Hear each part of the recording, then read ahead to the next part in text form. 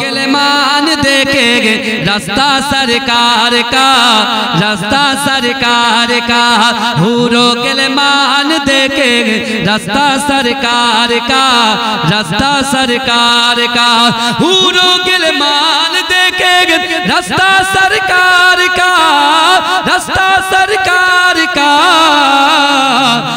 কবর মাঝে থাকবে একা সঙ্গী রবে না গো, কবর মাঝে থাকবে একা সঙ্গী রবে না।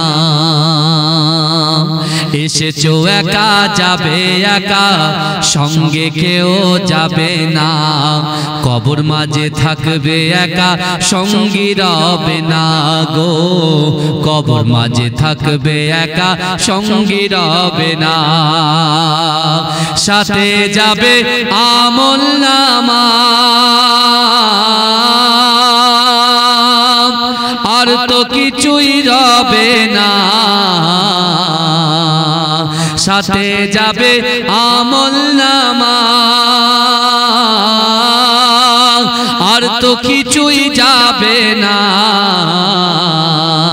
গহীন গড়ে যেতে হবে, গহীন গড়ে যেতে হবে, ওটাই আসল ঠিকানা।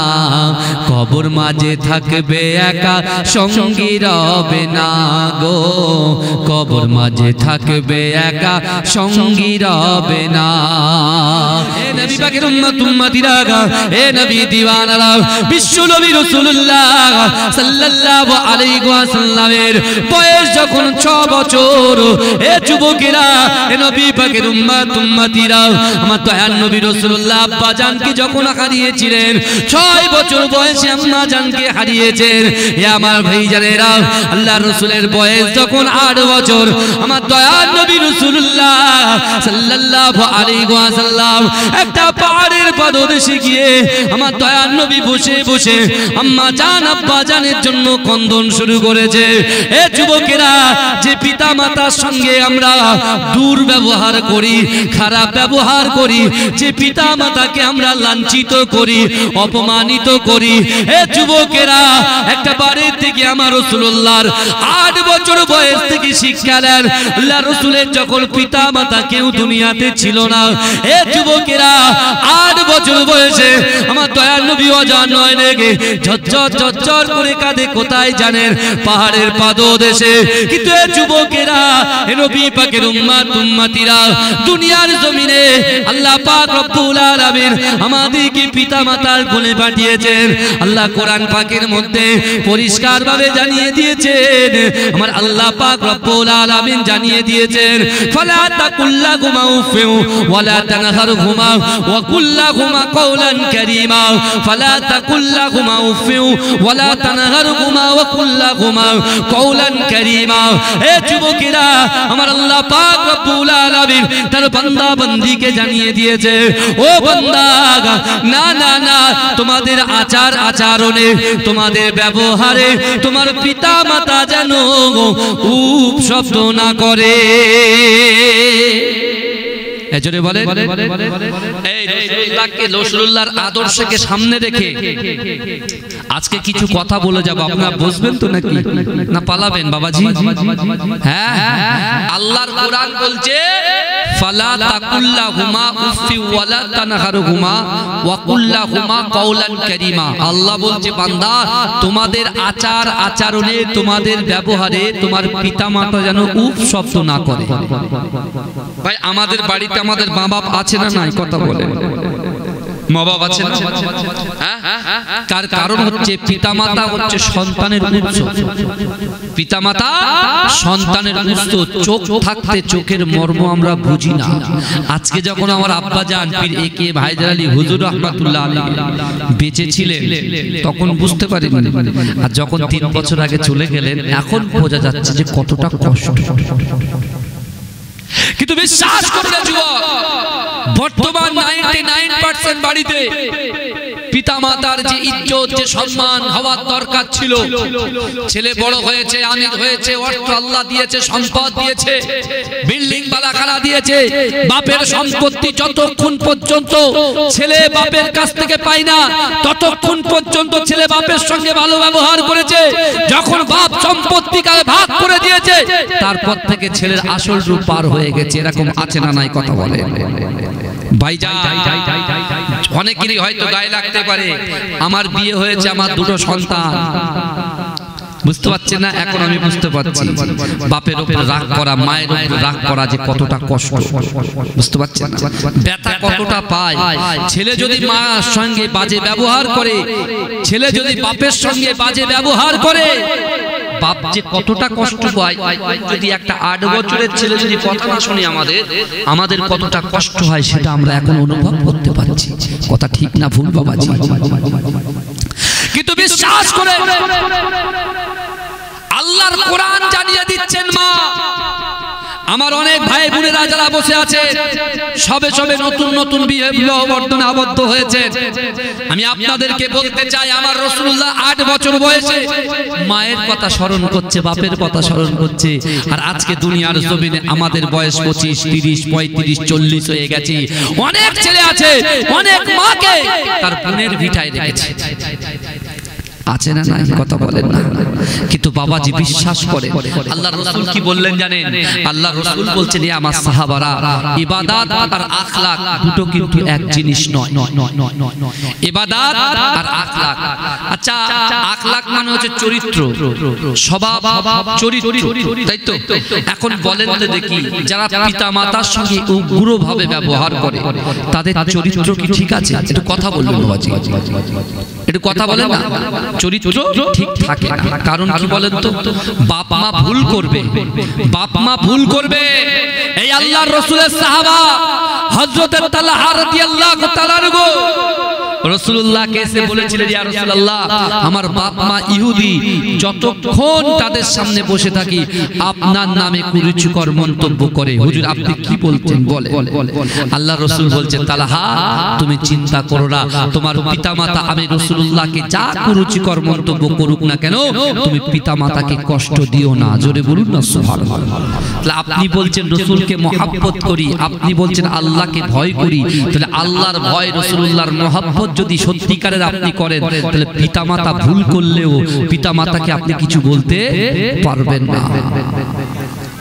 কিন্তু আমার ভাইরা, আমরা ইবাদত করি, নামাজ পড়ি, ভালো করে বুঝবেন, আমরা নামাজ পড়ি, রোজা রাখি, জিকির করি, কিন্তু আমার ভাইরা রাসূলুল্লাহ বলছেন ইবাদত আর আখলাক দুটো এক জিনিস নয়।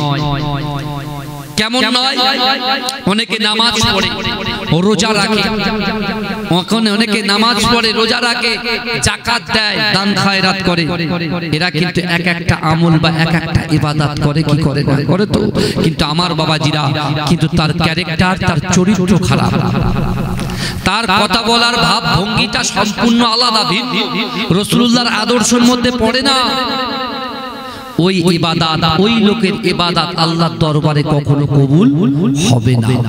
আবার অনেকে আখলাক ভালো, চরিত্র ভালো, স্বভাব ভালো, ব্যবহার ভালো, কথা বলে খুব মিঠা মিঠা মধুর সুন্দর করে, মন যেন কেড়ে নেয়, এরকম ব্যক্তি কিন্তু বিশ্বাস করেন সে নামাজ পড়ে না। কারণ নামাজ তো ফরজ। এই কথা বলেন, এই নামাজ সুন্নত মুস্তাহাব না ফরজ? নামাজ পড়া কথা বলেন ফরজ। তাহলে ফরজ যেটা আল্লাহ তো হিসাব নেবেই, কিয়ামতের মাঠে সর্বপ্রথম যে হিসাবটা নেওয়া হবে ওটা হলো আকিমুস সালাত, নামাজ। কিন্তু আমার ভাইরা এই রজব মাসে আমরা যে বসলাম জান্নাতের বাগানে, আমার যুবকদেরকে বলবো বিশ্বাস করো, আজকের দিনে সবচাইতে খুশি যদি কেউ হয় এই জলসাটা দেওয়ার জন্য, আজকে আমাদের সামনে, আমাদের পিছনে, আমাদের ডান দিকে বাদিকে যত কবরবাসীরা কবরে শুয়ে আছেন, ওই কবরবাসীরা সবচাইতে বেশি খুশি মানাচ্ছেন। জোরে বলো, এই জোরে বলা যাবে না। কারণ সেখানে আমার বাপ শুয়ে আছে, মা শুয়ে আছে, দাদা শুয়ে আছে, দাদি শুয়ে আছে, আর তাদের সন্তানগুলো এই জান্নাতের বাগানে বসে তাদের মাগফিরাতের জন্য আল্লাহর কাছে আখিরি মোনাজাতে দোয়া চাইবে, আল্লাহ কবুল করে এই সওয়াবটাকে তাদের কবরে পৌঁছে দেবে। জোরে বলো। আমার ভাইজানেরা, এ নবী পাকের উম্মত উম্মতিরা, এ নবী দিওয়ানারা, আপনি ইবাদত করেছেন, বান্দিগি করেছেন, আপনি নামাজ আদায় করেছেন, কিন্তু আপনার চরিত্রটা আপনার পিতা মাতার সঙ্গে বাজে ব্যবহার করেছেন। এ যুবকেরা, আল্লামা শিবলি নুমানি রাহমাতুল্লাহ আলাইহি কাবা শরীফটা তওয়াফ করতে চলে গেলেন। এ যুবকেরা, কাবা শরীফটা তওয়াফ করতে গেলেন। কে গেলেন? আল্লামা শিবলি রাহমাতুল্লাহ আলাইহি গেলেন। এ যুবকেরা, কাবা শরীফের মাতাবে নেবে কাবা শরীফটা তওয়াফ করতে লাগলেন। লব্বাইক আল্লাহুম্মা লব্বাইক, লব্বাইক লা শারীকা লাকা লব্বাইক, ইন্নাল হামদা ওয়ান নি'মাতা লাকা ওয়াল মুলক লা শারীকা লাক। হে যুবকেরা, আল্লামা শিবলি রাহমাতুল্লাহ আলাইহি তিনি দেখতে পাচ্ছেন মাকামে ইব্রাহিমের পাশে একটা যুবক ছেলে অজান নয়নে ঝরঝর ঝরঝর করে কাঁদছেন। হে যুবকেরা, কে কাঁদে? একটা যুবক ছেলে কাঁদে। সেই ছেলেটার দুটো হাতও নাই, সেই ছেলেটার দুটো চোখও নাই, সেই ছেলেটার দুটো পাও নাই। হে যুবকেরা, আল্লামা শিবলি নুমানি রাহমাতুল্লাহ আলাইহি ওই ছেলেটাকে লক্ষ্য করে দেখছেন। ছেলেটা আল্লাহর দরবারে দোয়া চায়, আল্লাহ পাক আপনি আমাকে ক্ষমা করে দেন, আপনি আমাকে maaf করে দেন। আল্লাহ আমি ভুল করেছি, আল্লাহ আমি পাপ করেছি, আল্লাহ আপনি আমাকে maaf করে দেন, আল্লাহ আপনি আমাকে ক্ষমা করে দেন। এ যুবকেরা, এ নবী পাকের উম্মত উম্মতিরা, আল্লামা শিবলি নুমানি রাহমাতুল্লাহ আলাইহি এমন করে কাবা শরীফ তওয়াফ করার পরে যখন হজের সিজনটা শেষ হয়ে যায়, তিনি বাড়িতে চলে আসলেন। এ যুবকেরা, এ নবী পাকের উম্মত উম্মতিরা, আল্লামা শিবলি নুমানি রাহমাতুল্লাহ আলাইহি আবার 1 বছর পরে আবার তিনি হজ পাকে রওনা দিলেন। এ যুবকেরা, আবার হজ পাকে রওনা দিয়ে কাবা শরীফটা আবার তওয়াফ করছেন। লব্বাইক আল্লাহুম্মা লব্বাইক, লব্বাইক লা শারীকা লাকা লব্বাইক, ইন্নাল হামদা ওয়ান নি'মাতা লাকা ওয়াল মুলক লা শারীকা লাক। হে যুবকেরা, হে নবী পাকের উম্মত উম্মতিরা, তিনি যখন কাবা শরীফটা তওয়াফ করছেন, কাবা শরীফটা তওয়াফ করার পরে মাকামে ইব্রাহিমের পিছনে যখন চলে যায়, তিনি দেখতে পেলেন ওই যুবক ছেলেটা গত বছরে 1 বছর আগে যে ছেলেটার একটা দুটো চোখ নাই, একটা হাত নাই, দুটো পা নাই, ওই যুবক ছেলেটা আল্লাহর কাছে ক্ষমা চাইছে, আল্লাহ পাক আপনি আমাকে ক্ষমা করে দেন, আল্লাহ আপনি আমাকে maaf করে দেন, আল্লাহ আমি বড় ভুল করে ফেলেছি, আল্লাহ আপনি আমাকে ক্ষমা করে দেন। হে যুবকেরা, হে নবী পাকের উম্মত উম্মতিরা, একটুখানি ভালো করে বোঝার চেষ্টা করেন। আজ থেকে 1500 বছর আগে আমার বিশ্ব নবী রাসূলুল্লাহর উপরে আল্লাহ পাক কোরআন নাজিল করেছিলেন। বাবা, যে কোরআনটা নাজিল করেছিল আল্লাহ পাক 23 বছর ধরে, হে যুবকেরা, বিশ্ব নবী রাসূলুল্লাহর উপরে আল্লাহ পাক সর্বপ্রথমে যে আয়াত নাজিল করেছিলেন, ইকরা বিসমি রাব্বিকাল্লাযী খলাক, খলাকাল ইনসানা মিন আলাক। হে যুবকেরা, আমার আল্লাহ পাক দয়ার নবীকে জানিয়ে দিয়েছিলেন, হাবিব আপনি পড়েন আপনার প্রভুর নামে, আপনি পড়েন আপনার প্রভুর নামে। এডুকেশন, শিক্ষা, শিক্ষা হচ্ছে মানব জাতির মেরুদণ্ড। বাবা, হে যুবকেরা, আজকে এই গ্রামের যুবক মা বোনেদেরকে কিছু কথা বলে যাব রাসূলের আদর্শকে সামনে রেখে। একটা বারের জন্য চিন্তা করেন, রাসূল আমার 8 বছর বয়সে আমার দয়ার নবী পাহাড়ের পদদেশে পিতা মাতার মহাব্বতে কাঁদে, আরে যুবকটা কাবা শরীফের পাশে বসে মাতাবের পিছনে মাকামে ইব্রাহিমের পিছনে বসে বসে কাঁদে। আল্লামা শিবলি নুমানি রাহমাতুল্লাহ আলাইহি তিনি চিন্তা করছেন, না না, গত 1 বছর আগে এই ছেলেটাকে আমি এখানে ক্ষমা চাইতে দেখেছিলাম, আবার 1 বছর পরে এসে আমি এই ছেলেটাকে দেখছি, কি ব্যাপার? হে যুবকেরা, ওই আল্লামা শিবলি নুমানি রাহমাতুল্লাহ আলাইহি ওই যুবকটার কাছে গিয়ে বসে গেলে, জোরে বলে, আল্লামা শিবলি নুমানি গিয়ে বসে গেলেন, যুবকটার পিঠে হাত দিলেন। যেই দিলেন যুবকটা চমচম, কারণ সে দুটো চোখই তার নেই, দুটো পা নেই, একটা হাত। এই কারোর অসুবিধা হচ্ছে না? ভালো করে বুঝবে। আল্লামা শিবলি নুমানি রাহমাতুল্লাহ আলাইহি ছেলেটাকে জিজ্ঞাসা করছে, বাবা কি ব্যাপার বলো তো? বলছে কেন, কি হয়েছে, কি আপনি? বলছে আমি অমুক জায়গায় আমার বাড়ি, আমি হচ্ছিলাম এক একজন ব্যক্তি শিবলি নোমান, আমি এসেছি কারণ আমি দেখছিলাম গত বছরে তুমি ঠিক এই জায়গায় বসে বসে আল্লাহর কাছে ক্ষমা চাইছো, আবার 1 বছর পরে ফের এসে দেখছি তুমি ক্ষমা চাইছো, কি হয়েছে বলো তো? বলছে এই কথা আমি আপনার সঙ্গে প্রকাশ করতে পারবো না, আমার লজ্জা বোধ করছে। বলে কেন বাবা, কি হয়েছে একটু বলো খুলে। কারণ তুমি এইভাবে 1টা বছর দীর্ঘ অতিক্রম করে তাও আবার আল্লাহর কাবার পাশে তুমি এইভাবে বসে বসে ক্রন্দনরত অবস্থায় আছো, আমার মনে বড় কষ্ট হচ্ছে, বলো বাবা। বললেন না, বললেন না। শিবলি নোমানী রহমাতুল্লাহ আলাইহি অনেক রিকোয়েস্ট করলেন, বাবা বলো, বাবা বলো, বললেন না। তিনি চলে গেলেন কোথায়? আবার মক্কা সিজন, আর কি হজের সিজন শেষ হয়ে গেছে, আবার তিনি চলে গেছেন। আমার যুবকেরা, এ নবী পাকের উম্মতিরা, এ নবী দেওয়ানারা, একটু ভালো করে বোঝার চেষ্টা করেন বাবা। আল্লামা শিবলি নোমানী রাহমাতুল্লাহ আলাইহি আবার 1 বছর পরে কাবা শরীফটা তওয়াফ করতে গেলেন। কাবা শরীফটা তওয়াফ করে দেখতে পাচ্ছেন ও যুবকেরা, যে যুবকটা 2 বছর আগে থেকে ওই মাকামে ইব্রাহিমের পিছনে বসে বসে আল্লাহর কাছে একইভাবে ক্ষমা চেয়ে যাচ্ছে, একইভাবে ক্ষমা চেয়ে যাচ্ছে। আল্লামা শিবলি নোমানী রাহমাতুল্লাহ আলাইহি বলছে সহ্য করতে পারলেন, আবার গেলেন গিয়ে হাতটা তো একটা হাত ধরে বলছেন, বাবা তুমি বলো কি সমস্যাটা কি? দীর্ঘ 1 বছর চলে গেল, 2 বছর চলে গেল, 3 বছর চলে গেল, তুমি এরকম ভাবে বসে বসে আল্লাহর কাছে কাঁদছো। ওই যুবক ছেলেটা চোখ দিয়ে ঝরঝর করে পানি পড়ছে, আর আল্লাহর ওলি শিবলি নোমানীকে বলছে, হুজুর আমি একটা ভীষণ বড় বিয়াদবি করে ফেলেছি, আল্লাহর কোরআনের বিরুদ্ধাচরণ করেছি। বলছে কি বাবা? বলছে আল্লাহ কোরআনে বলেছিলেন, ফালা তাকুল্লাহুমা উফি ওয়ালা তানহারহুমা ওয়া কুল্লাহুমা কাওলান কারীমা। আল্লাহ বলছে তোমাদের আচার আচরণে, তোমাদের ব্যবহারে তোমাদের পিতামাতা যেন উপশব্দ না করে। কিন্তু হুজুর একদিন আমি ব্যবসার জন্য বাইরে গিয়েছিলাম, ব্যবসার জন্য বাইরে থেকে এসে বাড়িতে এসে আমার স্ত্রীর সঙ্গে ঘরেতে যখন বসে দুজনা কথোপকথন করছিলাম, আমার স্ত্রী আমার মায়ের বিরুদ্ধে 2টো কথা বলেছেন। কিন্তু আমি বাইরে থেকে এসেছি, আমার মেজাজটা ঠিক ছিল না।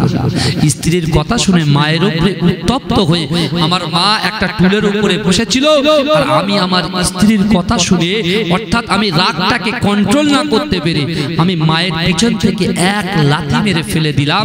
ফেলে দেওয়ার সাথে সাথে আমার মা ছটফট করতে করতে আমার সামনেই ইন্তেকাল করলো।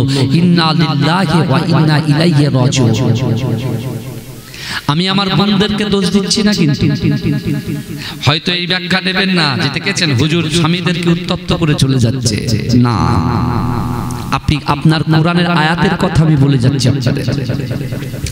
আমার ভাইজানেরা, এ নবী পাকের উম্মতিরা, এ নবী দিওয়ানারা, আল্লামা শিবলি নোমানী রাহমাতুল্লাহ আলাইহি ওই যুবকটাকে বলছে, বাবা যুবক ছেলে, না না না, আমি তোমাকে দেখতে পাচ্ছি তোমার 2টো পা নাই, তুমি কেমন করে মাকে লাথি মেরেছো?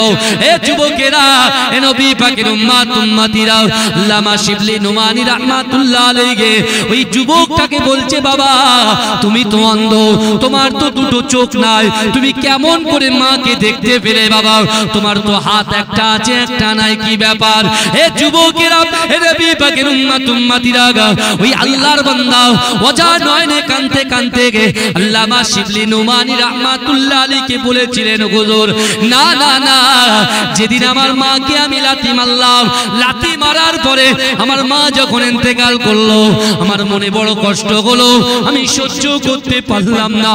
আমার মায়ের লাশের পাশে বসে আছি, মানুষগুলো যখন শুনেছে না না না আমার লাথির আঘাতে আমার মা ইন্তেকাল করেছে, মানুষ আমাকে লাঞ্ছিত করতে লাগলো, মানুষ আমাকে তাচ্ছিল্য করতে লাগলো, মানুষ আমাকে নানান রকম কুভাষায় মন্তব্য করতে লাগলো। হুজুর আমি মনে মনে শর্মিন্দা হয়ে গেলাম, আমি মনে মনে লজ্জা বোধ করলাম। হায় হায় হায় হায়, যে মা আমাকে দুধ পান করে মানুষ করেছে, রাগের বশতে আমি আমার মাকে কতল করে ফেললাম, আমি আমার নিজেকে ক্ষমা করতে পারলাম না।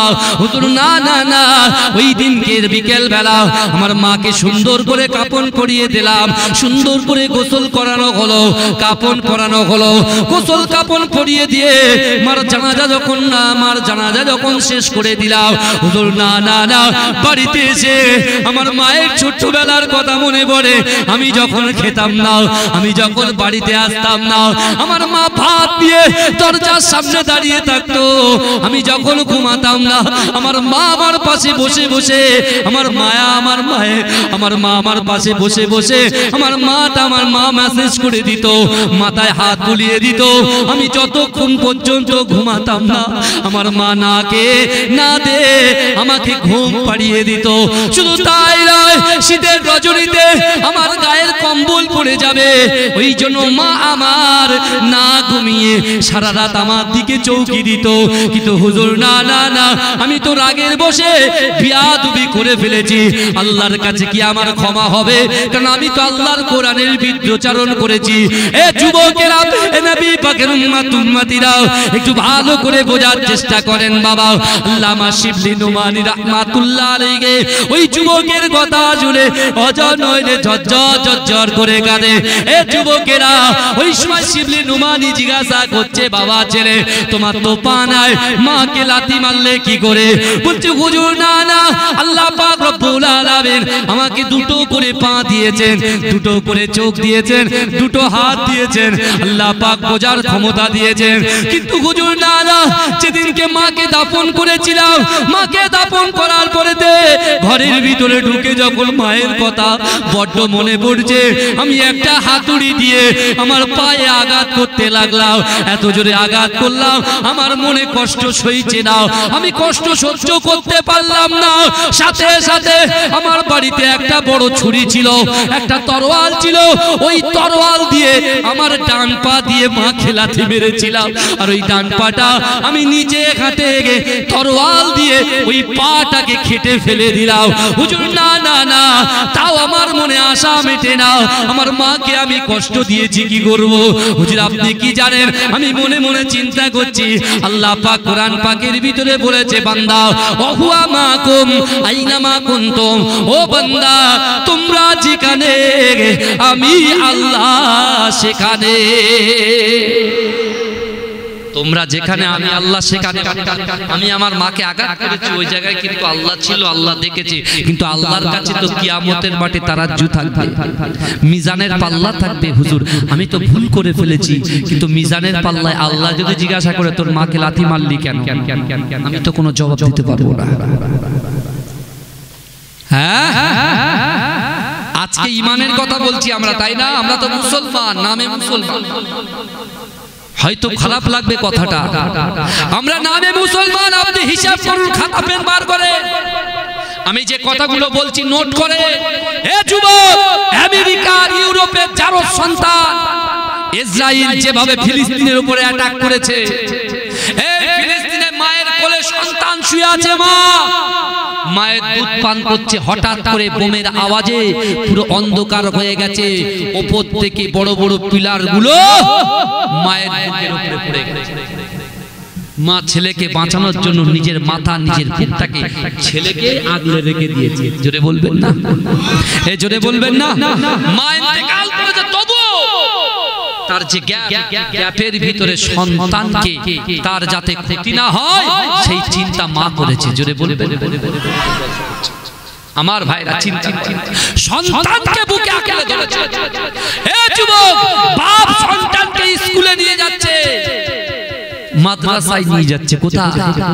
এ কথা বলেন না, মাদ্রাসায় নিয়ে যাচ্ছে। বন্দুকের গুলিতে ছেলে ঝাঁঝরা হয়ে গেছে। কিন্তু যুবক, আজকে ছেলে গোয়ালিয়া এই গ্রামে মুসলমানরাও কলেমা পড়েছে, লা ইলাহা ইল্লাল্লাহ মুহাম্মাদুর রাসূলুল্লাহ।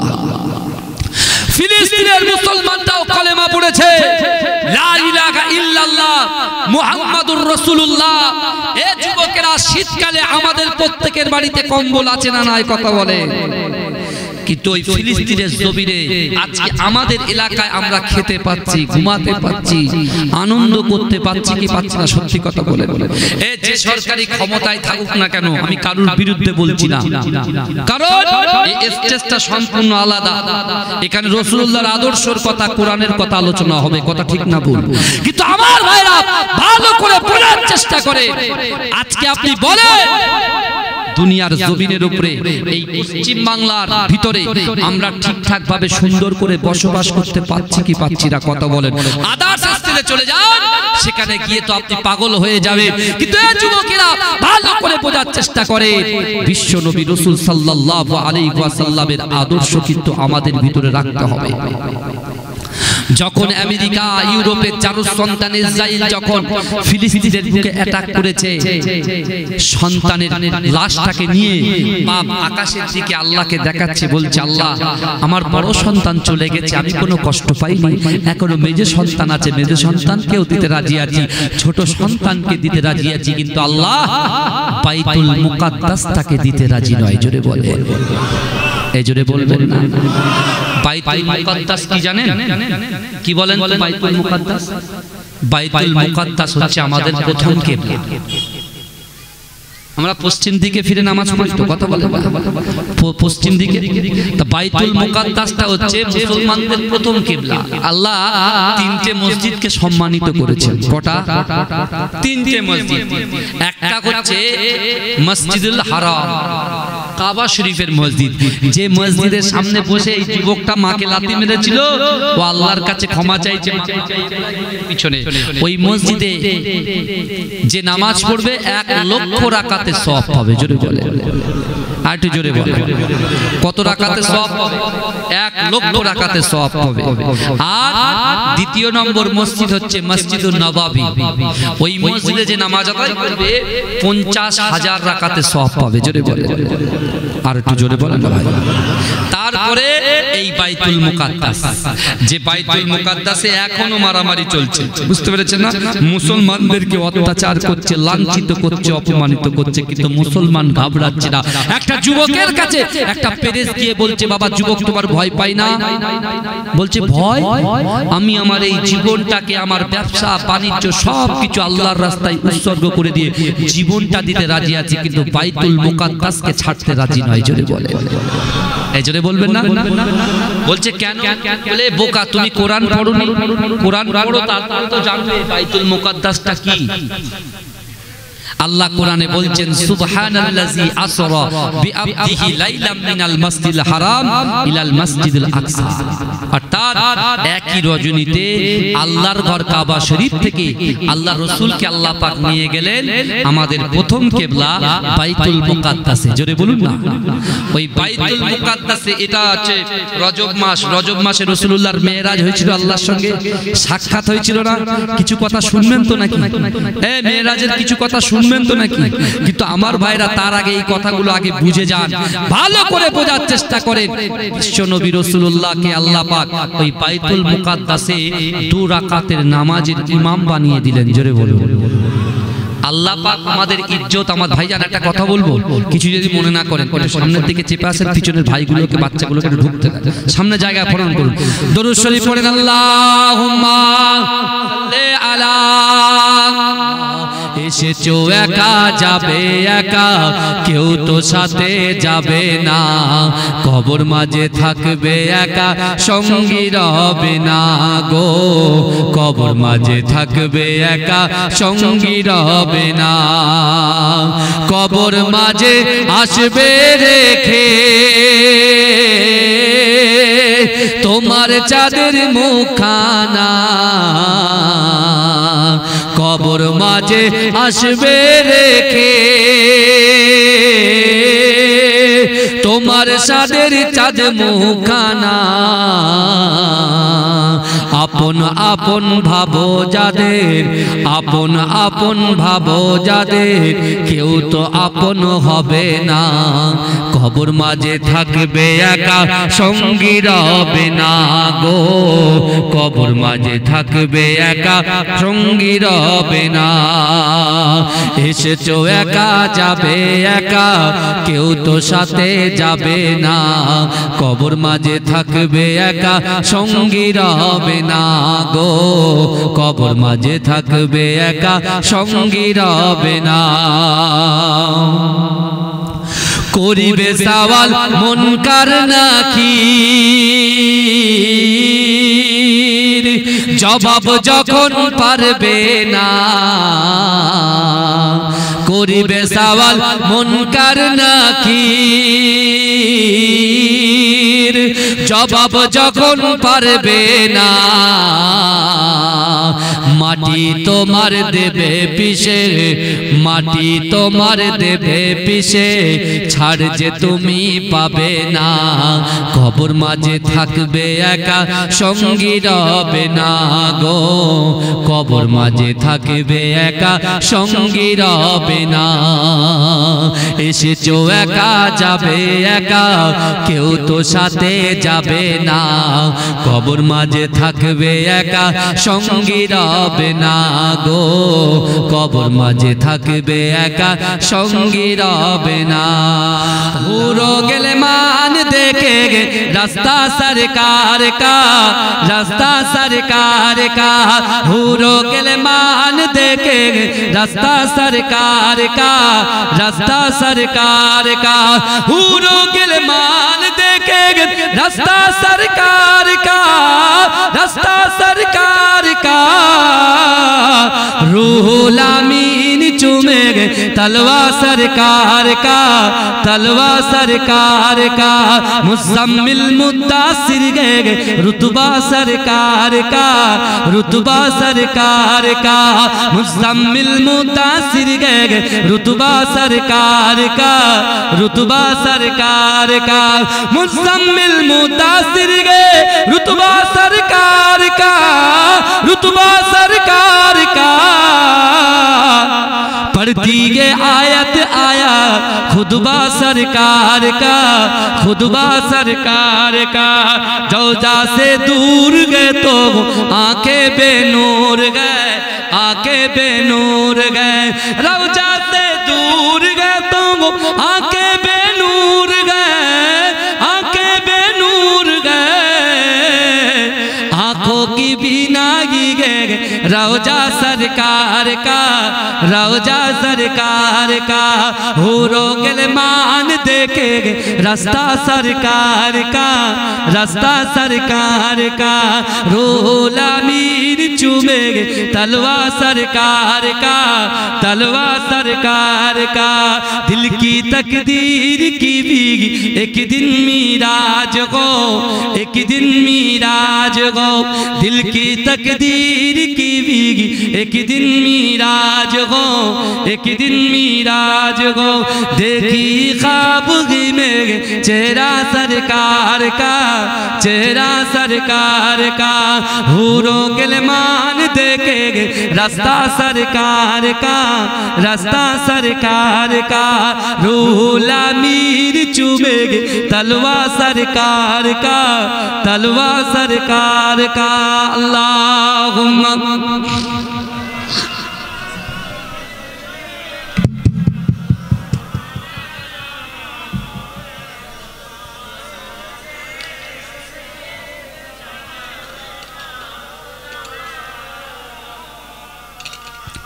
আমার বাবাজিরা ভাইরা ভালো করে বোঝার চেষ্টা যে বিশ্বনবী রাসূলুল্লাহ সাল্লাল্লাহু আলাইহি ওয়াসাল্লামকে আল্লাহ পাক নিয়ে গেলেন বাইতুল মুকাদ্দাস। ওখান থেকে আল্লাহ জিবরাইলকে দিয়ে বুরাকে করে সপ্তম আসমান ভেদ করে আল্লাহর সঙ্গে সাক্ষাৎ করে জান্নাত জাহান্নাম দেখে আল্লাহ পাক রব্বুল আলামিন আমার দয়ার নবীকে উপঢৌকন দিলেন। আমার আল্লাহ পাক আমার রাসূলুল্লাহর হাতে খাজানা তুলে দিলেন 5 ওয়াক্ত নামাজ। জোরে বলেন 5 ওয়াক্ত প্রত্যেক ওয়াক্তের নামাজ পড়লে কতটা ফায়দা কতটা নেকি পায় আমি শেষের 10 মিনিট আগে বলবো, আমাকে মনে করিয়ে দেবেন। হ্যাঁ মনে করিয়ে দেবেন তো, মনে করিয়ে দেবেন। কিন্তু আমার ভাইরা আপনি চিন্তা করেন, আমি প্রথমে বলতে আর এই বাইতুল মুকাদ্দাস হচ্ছে আমাদের প্রথম কিবলা, আর এই মসজিদে যারা নামাজ পড়বে 25,000 সওয়াব পাবে। কত? 25,000 রাকাতে, 25,000 রাকাতে সওয়াব পাবে। জোরে বলুন না সুবহানাল্লাহ। তাহলে এই তিনটে মসজিদকে আল্লাহ সবথেকে বেশি সম্মানিত করেছে। কিন্তু আমার ভাইরা সেই কাবা শরীফে সর্বপ্রথম যে কাবা ইব্রাহিম আলাইহিস সালাতু ওয়াস সালাম তৈরি করেছিলেন, তার আগেও থেকেও যে কাবাটা ছিল, ওই কাবার পাশে মাকামে ইব্রাহিমের পাশে একজন যুবক যে মার সাথে লাঞ্ছিত অপমানিত করেছে, হ্যাঁ, যার লাঠির আঘাতে তার মাকে হত্যা করেছে, সেই ছেলে ক বছর ধরে কেঁদেছে, কাঁদছে ক বছর ধরে? এই দেখেন বাবাজি শুনছে আলহামদুলিল্লাহ, 3 বছর, 3 বছর ধরে কাঁদছেন। এই বুঝতে পারলে ভালো লাগে, 3 বছর ধরে কাঁদছেন। আর শিবলি নুমানি রহমাতুল্লাহ আলাইহি বলছেন, তোমার পানি লাথি মারলে কি করে? বলে হুজুর প্রথম পাটা আমি কেটে ফেলেছি, আমি আমার পাটা তরোয়াল দিয়ে নিজে কেটে ফেলেছি, তাও যখন শান্তি হচ্ছে না দ্বিতীয় পাটাও কেটে ফেলেছি, কেটে তাও আমি শান্তি পাচ্ছি না। তারপর আমি কি করেছি? আমি আমার নিজের একটা হাত আর একটা হাত দিয়ে কেটে ফেলেছি, হিচড়ে হিচড়ে হিচড়ে হিচড়ে আল্লাহর কাবা ঘর পর্যন্ত পৌঁছে গেছি। জোরে বলুন, জোরে বলুন না। আমার ভাই জানেরা, হে নবী পাকের উম্মত উম্মতিরা, হে নবী দেওয়ানরা, আল্লাহ পাকের নবীদের উপরে আল্লাহ পাক ওই নাজিল করত, আল্লাহ ওলি বান্দাদের উপরে আল্লাহ পাক এলান পাঠায়। বাবা হে যুবকেরা, হে নবী পাকের উম্মত উম্মতিরা, আল্লামা শিবলি নুমানি রাহমাতুল্লাহ আলাইহি ওই যুবক ছেলেটা বলছে, আমি আমার মাকে কষ্ট দিয়েছি, আমার লাঠির আঘাতে আমার মা যখন ইন্তেকাল করেছে, আমি আল্লাহর কাছে ক্ষমা চাওয়ার জন্য নিজের 2 পাখানা কেটে ফেললাম, একটা হাত কেটে ফেললাম। আমার যখন মন হাই দিচ্ছে না, আমার মন যখন আরো খারাপ হয়ে যায়, আমি নিজের আঙুল দিয়ে, নিজের হাতের আঙুল দিয়ে নিজের চোখখানা উপড়িয়ে ফেললাম। কিন্তু না না না, এখনো পর্যন্ত আমার দিলের ভিতরে জ্বলন হয়। আমি আল্লাহর কাছে কি জবাব দেব? আমার আল্লাহ তো আমাকে ক্ষমা করবে না। হে যুবকেরা, হে নবী পাকের উম্মত উম্মতিরা, আমার আল্লাহ পাক কোরআনে বলছে, বান্দা বিসমিল্লাহির রহমানির রহিম, আহাসিবান নাসু আইয়ুতরাকু আইয়াকুলু আমান্না ওয়া হুম লা ইফতানুন। আমার আল্লাহ বলছে, বান্দা আমি আল্লাহ, তোমরা যারা ঈমান এনেছো, তোমরা কি মনে করো আমি আল্লাহ তোমাদেরকে ছেড়ে দেব? ওয়া হুম লা ইফতানুন, আমি আল্লাহ কি তোমাদের পরীক্ষা করব না?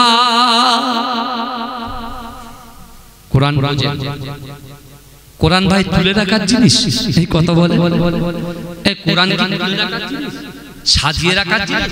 আপনি প্রত্যেক বাড়িতে চলে যান, কোরআন দেখবেন সাজানো আছে, কিন্তু কোরআন পড়নেওয়ালা লোকের অভাব, কোরআন পড়ার লোকের অভাব।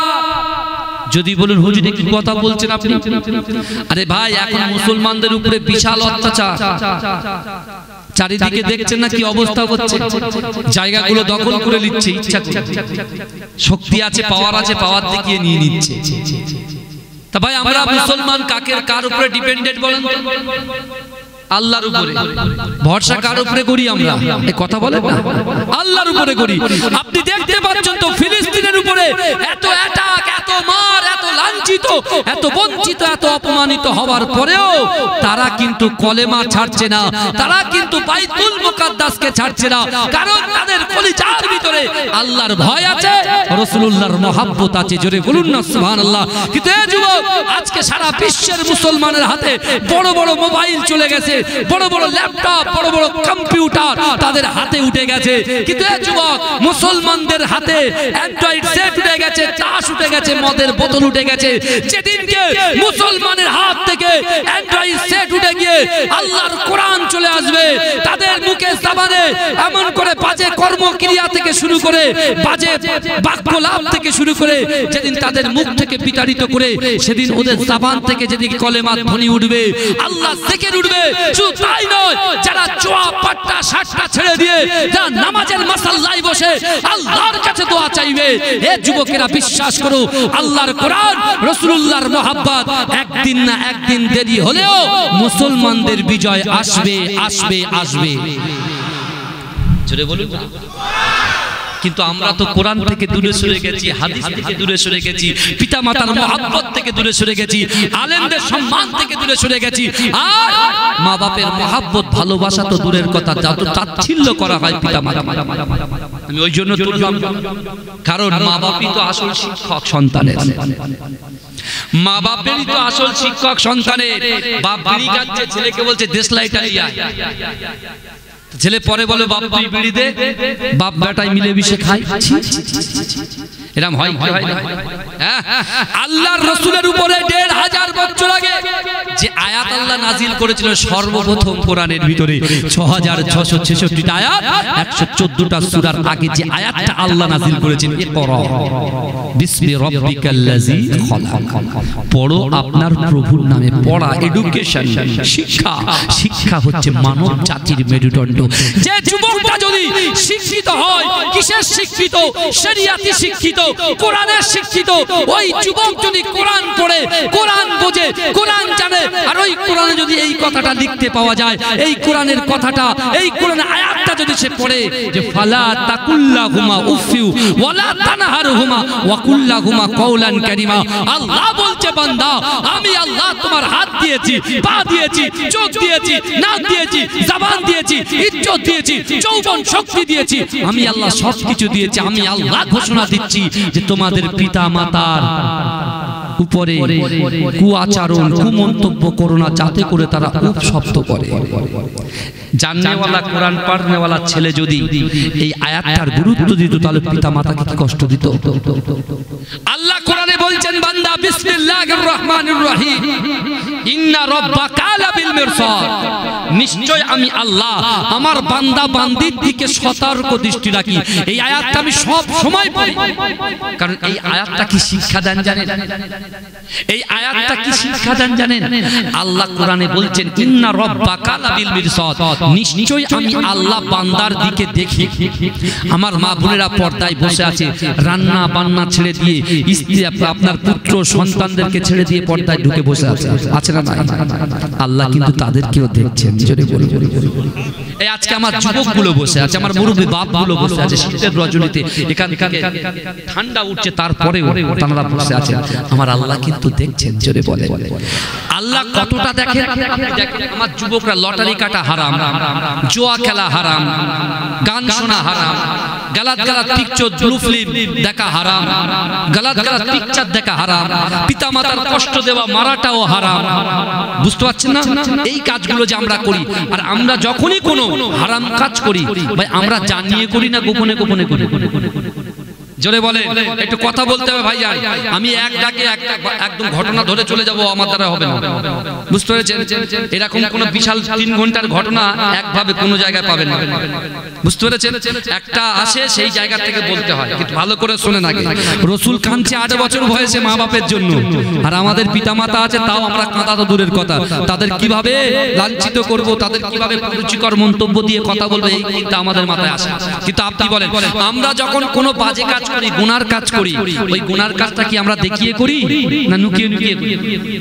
জোরে বলেন। তাহলে আপনি বলছেন আমি আল্লাহকে ভয় করি, রাসূলকে মহব্বত করি, এই আয়াতটা বাড়িতে নিয়ে যাবেন আজকে। ইন্না রাব্বাকা লাবিল মিরসাদ। আল্লাহ বলছে বান্দা, তুই ইমাম সাহেবের পিছনে লুকিয়ে লুকিয়ে তুই লটারি কাটছিস, ইমাম যাচ্ছে করে মাথাটা এদিক করে দিচ্ছিস, ঠিক আছে? পিজ্জাদা রাকিবুল আজিজ বখতিয়ারি ভাই গাড়ি নিয়ে যাচ্ছে, ঠিক লটারির দোকানের পাশ দিয়ে তুই টুক করে মুখটা ঘুরিয়ে দিবি, ঠিক আছে, মেনে নিলাম। কিন্তু আমি আল্লাহ তো দেখছি। কে দেখছে? কথা বলে না, দেখছে, আল্লাহ দেখছে। কে দেখছে? আল্লাহ দেখছে। তাহলে একটা ইমানদার ব্যক্তি যে কলেমা পড়ে, একজন নারী সে বাজে ব্যভিচারিতে লিপ্ত হচ্ছে, সে মনে করছে চার দেওয়ালের ভিতরে দরজা বন্ধ, জানালা বন্ধ, কেউ দেখছে না, জবি হোগা বাদ মে দেখা যায়গা, এখন যা ইচ্ছা তাই করব। কিন্তু ওর ভিতরে যদি আল্লাহর ভয় থাকে, রাসূলুল্লাহর মহব্বত থাকে, ও তখন মনে করবে হয়তো ইমাম দেখছে না, পীরজাদা পীর সাহেবরা দেখছেন না, হ্যাঁ গ্রামের কোনো গুণমান ব্যক্তি দেখছেন না, দেখছেন কে? আল্লাহ। সাথে সাথে কি করবে? জিনিসটাকে অ্যাভয়েড করবে। যে অ্যাভয়েড করতে পারবে আল্লাহ তাকে দুটো জান্নাত দেবে। সুবহানাল্লাহ। এজন্য বলেন না আমার যুবকেরা, হে নবী পাকের উম্মত উম্মতিরা, হে নবী দিওয়ানারা, আল্লাহর কোরআন জানিয়ে দিয়েছে ওয়ালিমান খাফা মাকাম রাব্বিহি জান্নাতান। হে যুবকেরা, হে নবী পাকের উম্মত উম্মতিরা, আমার আল্লাহ পাক রব্বুল আলামিন পবিত্র কালামুল্লাহ শরীফের মধ্যে বান্দাকে জানিয়ে দিয়েছে, ও বান্দা, আমি আল্লাহর ভয় যদি কোনো বান্দা বান্দির অন্তরের মধ্যে থাকে, কাল কিয়ামতের মাঠেতে আমি আল্লাহর সামনে দাঁড়ানোকে যদি ভয় করে, কোন বান্দা বান্দি আমার সামনে দাঁড়ানোকে ভয় করে, আমি আল্লাহ পাক রব্বুল আলামিন ওই বান্দা বান্দিকে দুটো করে জান্নাত পুরস্কার দেব। এ যুবকেরা, আবার আল্লাহ বললেন, বান্দা আহাসিবান নাসু ওয়াইতরাকু আইয়াকুলু আমান্না ওয়া হুম লা ইফতারুন। আমার আল্লাহ বলে, বান্দা না না না, তোমরা যারা ঈমান এনেছো তোমরা কি মনে করো আমি আল্লাহ তোমাদেরকে ছেড়ে দেব? ওয়া হুম লা ইফতারুন, আমি আল্লাহ কি তোমাদের পরীক্ষা করব না? এ যুবকেরা, হে নবী পাকের উম্মত উম্মতিরা, যে কোনো মুহূর্তে, যে কোনো সময়ে, যে কোনো মাধ্যম দিয়ে আমার আল্লাহ আমাকে আপনাকে পরীক্ষা করতে পারে। হে যুবকেরা, মুসলিম জাহানের দ্বিতীয় খলিফা হযরত আমিরুল মুমিনিন হযরত ওমর ফারুক রাদিয়াল্লাহু তাআলা আনহু যে রাসূলুল্লাহর মাথা কাটতে গিয়েছিল, ওই ওমর আমার দয়ার নবীর কদমের কাছে তার মাথাটাকে বিক্রি করে দিয়েছিল। হে যুবকেরা, আল্লাহ পাক ওই ওমরের উপরে এত খুশি হয়েছিল, এত রাজি হয়েছিল, আল্লাহ পাক হযরত ওমরকে বেঁচে থাকাকালীন জান্নাতের সার্টিফিকেট দিয়ে দিয়েছিল।